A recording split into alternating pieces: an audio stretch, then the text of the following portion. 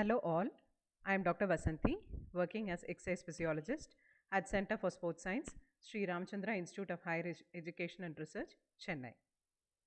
We are now looking at the topic Basics of Sports Physiology under the module Working within Sports Science Team. Under this topic, we are going to look at the following learning outcomes. To explain the scope of sports physiology, discuss the interplay of various energy systems during skeletal muscle contraction, describe the physiological changes due to exercise.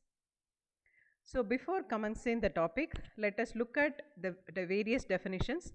Exercise physiology is the study of how our body responds and adapts to physical stress, and sports physiology is an application of exercise physiological concepts to guide training and enhance sports performance.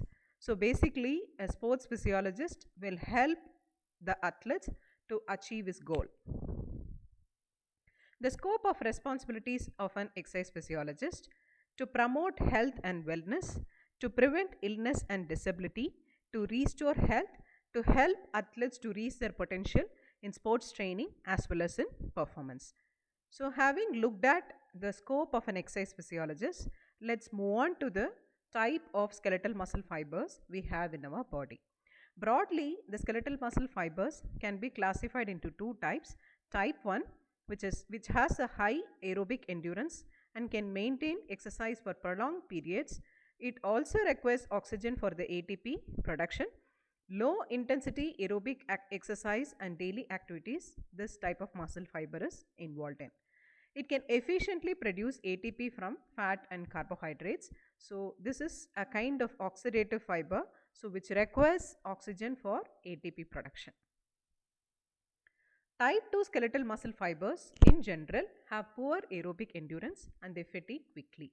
They produce ATP anaerobically, and the type 2 fibers are again classified into type 2A and type 2X.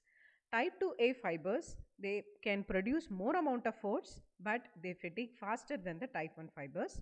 They are involved in short high intensity endurance events. Type 2X fibers are still more quicker in action, but they fatigue very easily. Type 2X fibers are involved in short explosive sprints. So now we are looking at the molecular basis of muscle contraction. We all know that the skeletal muscle contraction is produced by the sliding of the myofilaments like actin and myosin. One filament will slide over the other. So this results in the shortening of the skeletal muscle fiber. The steps in the contraction process are: first, when we think of any muscle activity, okay, the thought process arises in the cerebral cortex. So from the cerebral cortex, the impulse is sent through the spinal cord to the respective muscle. So this is done by the motor nerve, and the junction between the motor nerve and the skeletal muscle fiber is called as neuromuscular junction. So as soon as the nerve impulse travel through the motor neuron, it reaches the neuromuscular junction. It releases a neurotransmitter called acetylcholine. So this neurotransmitter will bind with its receptor on the muscle membrane. So this causes entry of few ions like sodium and potassium, and this results in the production of a local potential called end-plate potential. This end-plate potential, so when it is to a certain extent, will lead to the formation of action potential. So this is how the action potential in the nerve fiber travels to the muscle.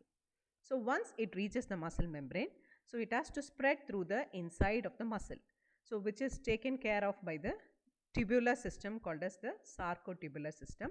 So T-tubule carries the impulses down the muscle fiber.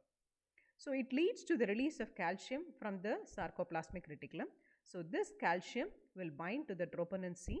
This troponin C is going to pull up the tropomyosin, which is going to expose the active sites of actin. So once these active sites are exposed, myosin can easily bind to the actin and produce the necessary movement. So this is how the muscle contraction happens. So now we are looking at the process by which the skeletal muscle contraction is fueled. So how the skeletal muscle gets the energy for its contractile process. So there are three basic energy systems present in our body. namely the immediate energy system or the phosphocreatine system, the short-term energy system or the anaerobic glycolysis, the long-term system or the oxidative system. So each of this system are having a different characteristic. So the ATP phosphagen system can stay up to 30 seconds. Short-term energy system can stay up to the maximum of 3 to 5 minutes, and whereas the long-term system or the oxidative system can give us a sustained supply of energy. So we are looking at the duration for which these system last, as I told you. So the system which is said to decay very faster, okay, to fatigue faster is the ATP phosphagen system, followed by anaerobic glycolysis, which can give us energy up to 5 minutes, and the aerobic system, which can give us a continuous source of energy.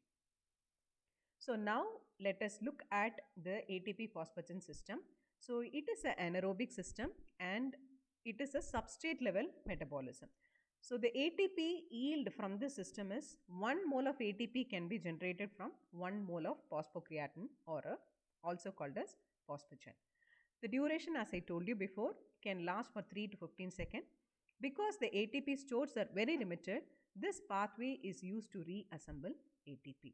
So as you can see in this picture, so the phosphocreatinine, when it breaks down to creatinine, phosphate and the free energy, this phosphate and the free energy can be diverted to adenosine diphosphate to produce ATP or adenosine triphosphate. So this is how this system is able to quickly generate ATP once there is a need. So the activities that rely most exclusively on this particular system are wrestling, apparatus routine in gymnastics, weightlifting, most field events, baseball and volleyball. This particular system can be assessed using a simple test called vertical jump test. We use an equipment called Vertec. So here we make the athlete to reach the maximum height he can, and the jump height is used to assess the peak power of the athlete. So the peak power is an indication of the capacity of this system. So now we are looking at the next system, anaerobic glycolysis. So this is an intermediary metabolism. So when we look at the metabolism of glucose, the aerobic metabolism of glucose, there are 3 essential steps, namely the glycolysis, the citric acid cycle or the TCA cycle, and then the electron transport chain. So these 3 steps are very essential for the oxidative metabolism to continue. So when the oxygen supply is not adequate, the body takes a shortcut. So where instead of going through all the 3 processes, so the pyruvate, which is the end product of glycolysis, gets converted to lactate. The hydrogen ions are accepted by the pyruvate, so to produce lactate. So this is how lactate is produced. The failure of the mitochondria to keep pace with the glycolysis, which is happening in the cytoplasm, produces the lactate.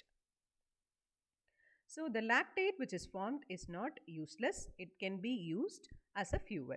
So the lactate, as soon as it is produced in the skeletal muscle, it is removed from the skeletal muscle, or we can say it is cleared from the skeletal muscle using the capillaries of the skeletal muscle.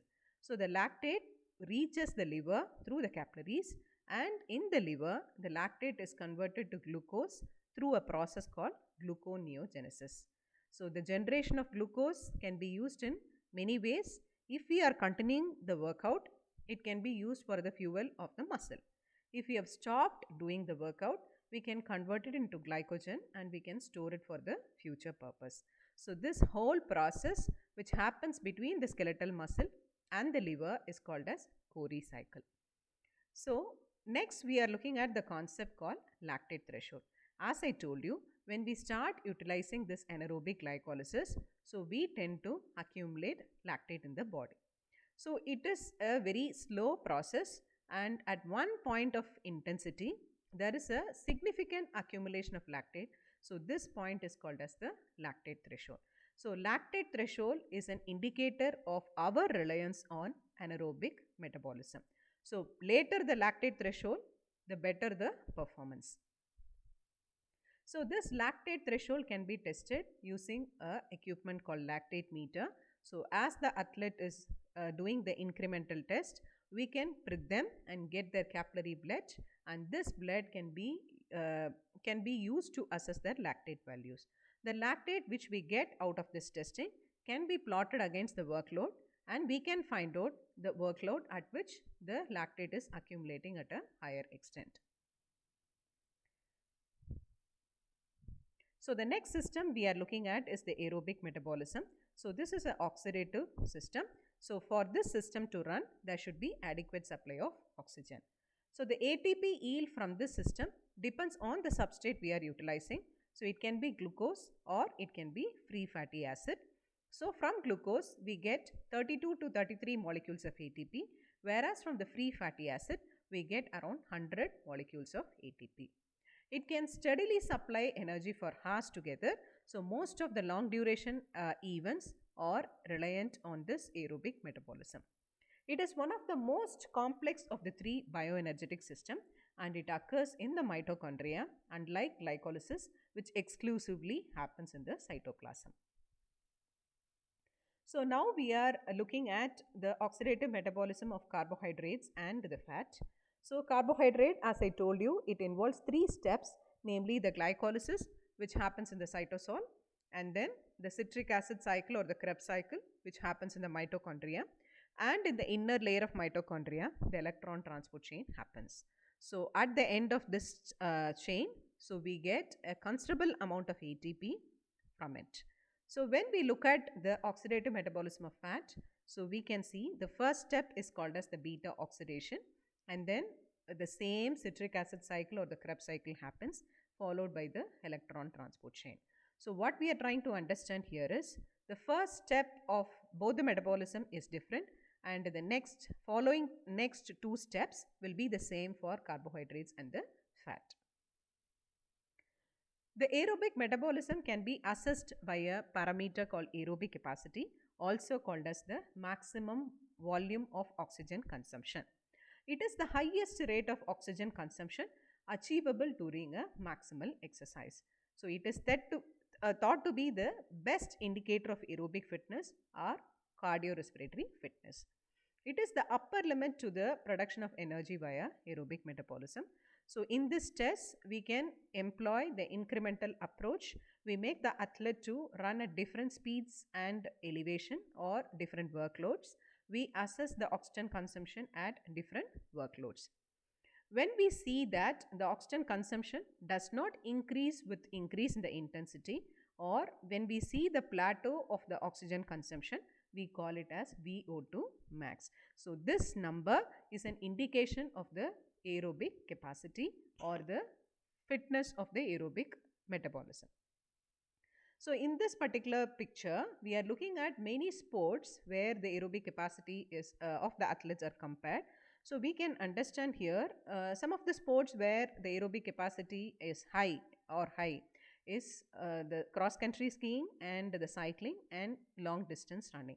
So these are the sports with high dependency on the aerobic metabolism. That is the reason the aerobic capacity is high here. So as a summary of the first and second objective, we are looking at this particular picture. So this is how the whole process of skeletal muscle contraction is fueled. So it can be from three energy system. As I told you, it can be ATP phosphagen system.